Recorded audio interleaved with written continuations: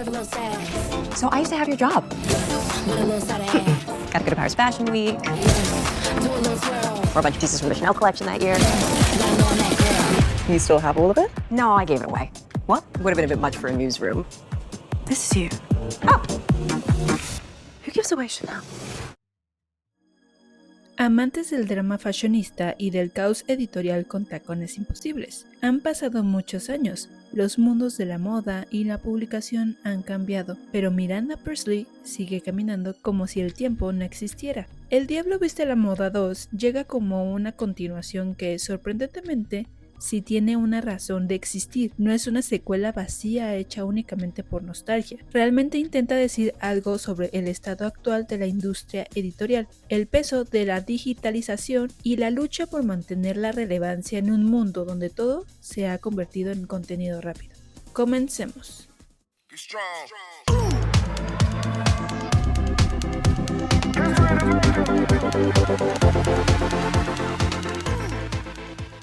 Andy Sachs, interpretado por Anne Hathaway, ahora una periodista consolidada, ve su carrera derrumbarse tras un despido repentino provocado por la crisis de los medios. Sin muchas opciones, regresa a Runway, donde Miranda Priestly, interpretada por Meryl Streep, enfrenta su propio colapso, una revista en decadencia, presupuestos recortados y una industria obsesionada con los clics. En medio de reestructuras, tensiones internas y una última oportunidad por salvar la publicación, Andy deberá decidir qué tipo de periodista y de persona quiere ser en un entorno que ya no se parece al que alguna vez aspiró a conquistar. Y la verdad es que el guión no está mal. De hecho, tiene ideas bastante interesantes. La película entiende muy bien cómo funcionan actualmente los grandes conglomerados editoriales. Estas guerras corporativas entre multimillonarios, accionistas y empresarios gigantes que compran, venden y absorben medios como si fueran simples fichas de ajedrez.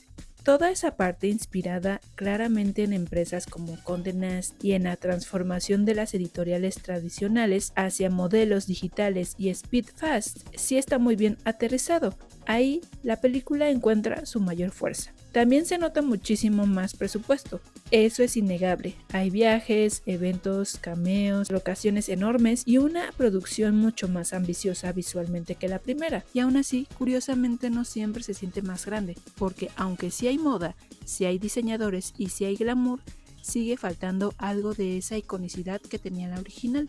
Ahí está probablemente uno de los problemas más difíciles de ignorar. La moda ya no pesa igual narrativamente. La primera película convertía un outfit, unas botas Chanel o incluso un suéter azul cerúleo en momentos culturales.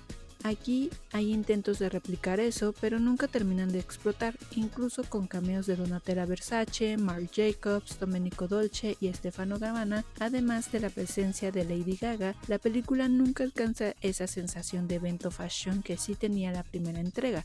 Ahora, eso no significa que no haya momentos icónicos, los hay, y gran parte de ellos existen gracias a Meryl Streep. Miranda sigue siendo espectacular, sigue teniendo presencia, inteligencia y ese dominio silencioso de la pantalla que hace que todo funcione mejor cuando ella aparece. Además, me parece interesante cómo manejan su evolución. Ya no es la jefa despiadada de hace 20 años. Ahora es una mujer que claramente entiende que el mundo cambió, que recursos humanos existe y que ciertas dinámicas laborales ya no son toleradas. Y la película logra hacer esa transición de manera bastante orgánica. Con Andy, sin embargo, sigo teniendo dudas, porque sí, al final entendemos que Stanley Tucci como Nigel tuvo que ver en que regresara a Runway, y sí, la película intenta vendernos la idea de que esta era una oportunidad única para ella, pero aún así cuesta creer completamente que Andy realmente necesitara volver después de todo lo que vivió, de lo inteligente y astuta que demostró ser, de haber conseguido entrar al periodismo serio que siempre quiso. Genuinamente uno se pregunta si no tendría más opciones, más networking, más oportunidades fuera del runway.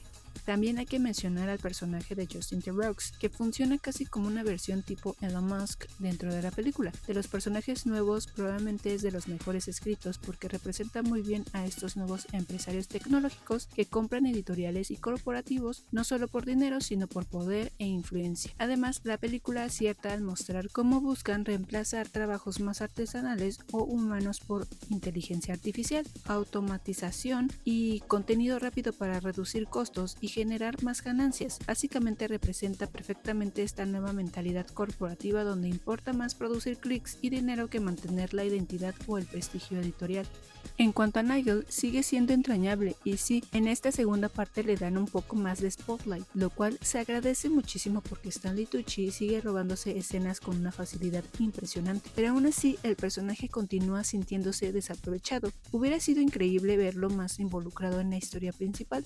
Con Emily pasa algo curioso. Emily Blunt sigue teniendo muchísimo carisma, pero el guión parece no decidir nunca si quiere convertirla en antagonista o en aliada. Hay momentos donde intenta llevarla hacia un lugar más frío o competitivo, pero luego recuerdan que el público ama al personaje y rápidamente la regresan a una posición más empática. Y honestamente funciona mejor así. El romance, en cambio, simplemente no funciona. La nueva relación de Andy con el contratista prácticamente podría desaparecer de la película y nada cambiaría. No hay química, no hay tensión y no genera absolutamente nada. Da la impresión de que el guión recordó a última hora que esto también tenía que ser un chick flick y decidió meter una historia romántica por obligación. Y luego está el final con el personaje de Lucy. La solución sí tiene lógica dentro de la historia, no es completamente absurda, pero la manera en la que se resuelve se siente demasiado rápida, demasiado cómoda, más que una conclusión natural, parece una salida de emergencia para cerrar el conflicto sin complicarse demasiado. Aún así, la película entretiene muchísimo y eso también hay que reconocerlo. Se nota que quiere hacer algo más que repetir la fórmula de la original, aunque a veces inevitablemente caiga en referencias o estructuras demasiado parecidas. Pero también entiende que esta historia ya no puede ser exactamente la misma porque el mundo tampoco lo es. ¿Le llega a los talones a la primera? No, ni de cerca. La original tenía una mezcla irrepetible de humor, glamour, crítica y encanto que convirtió al Diablo viste a la moda en un clásico cultural. Esta segunda parte jamás alcanza ese nivel de impacto, pero sí logra algo importante: justificar por qué existe. Y en tiempos donde muchas secuelas viven únicamente de la nostalgia, honestamente eso ya es bastante. Por eso yo le doy un 7.5 de 10. ¿Qué opinas de esta secuela? Déjame tus comentarios y recomendaciones de series o películas que debería de reseñar próximamente. Dale like al video si te gustó y no olvides seguir las redes sociales de La Botanita Surtida y suscríbete al canal.